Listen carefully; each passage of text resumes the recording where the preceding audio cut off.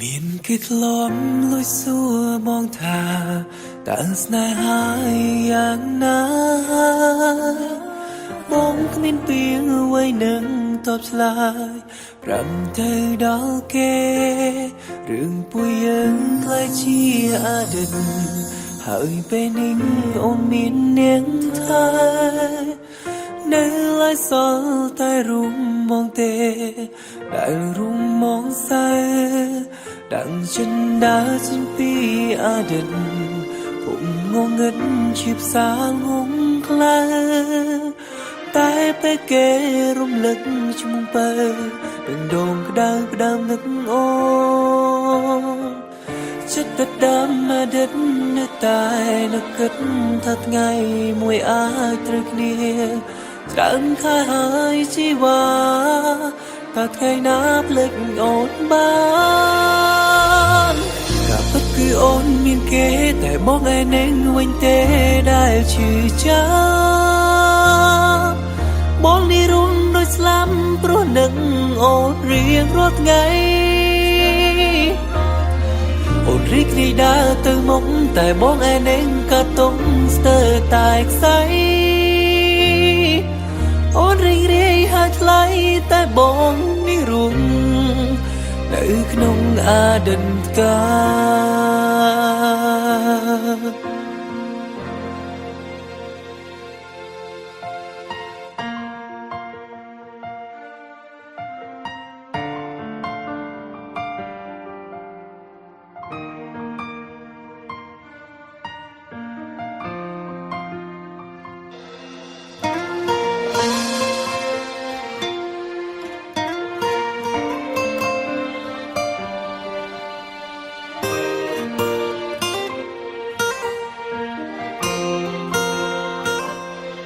រឿងពួកយើងហើយជា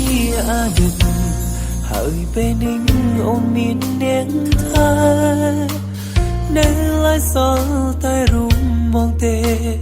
ដែលរូបមកសើដែលฉันដើរចេញពីអតីតពុំងងឹតជាផ្សារងងខ្លៅតែពេលគេរំលឹកឈ្មោះបើនឹងដងក្តៅក្តៅនឹកអូចិត្តដើមអតីតនៅតែនឹកគិតថាថ្ងៃមួយអាចត្រូវគ្នាច្រើនខែហើយជីវ៉ាតើថ្ងៃណាភ្លេចអូនបានក៏ពិតគឺអូនមានគេតែបងឯនឹងវិញទេដែលឈឺចាប់បងនេះរុំដូចស្លាប់ព្រោះនឹកអូនរៀងរាល់ថ្ងៃរីករាយដើរទៅមុខតែបងឯនឹងក៏ទុំស្ទើរតែខ្សែអូនរីករាយហើយថ្លៃតែបងនេះរួងនៅក្នុងអតីតកាលក៏ពិតគឺអូនមានគេតែបងឯនឹងវិញទេដែលឈឺចា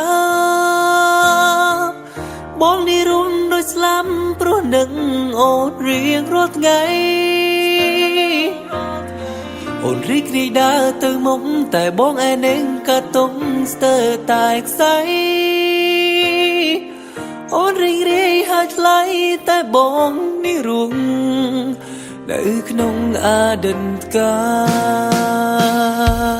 លក៏ពិតគឺអូនមានគេតែបងឯនឹងវិញទេដែលឈឺចាប់បងនេះរុំដូចស្លាប់ព្រោះនឹកអូនរៀងរាល់ថ្ងៃអូនរីករាយដើរទៅមុខតែបងឯនឹងក៏ទុំស្ទើរតែខ្សែអូនរីករាយហើយថ្លៃតែបងនេះរួងនៅក្នុងអតីតកាល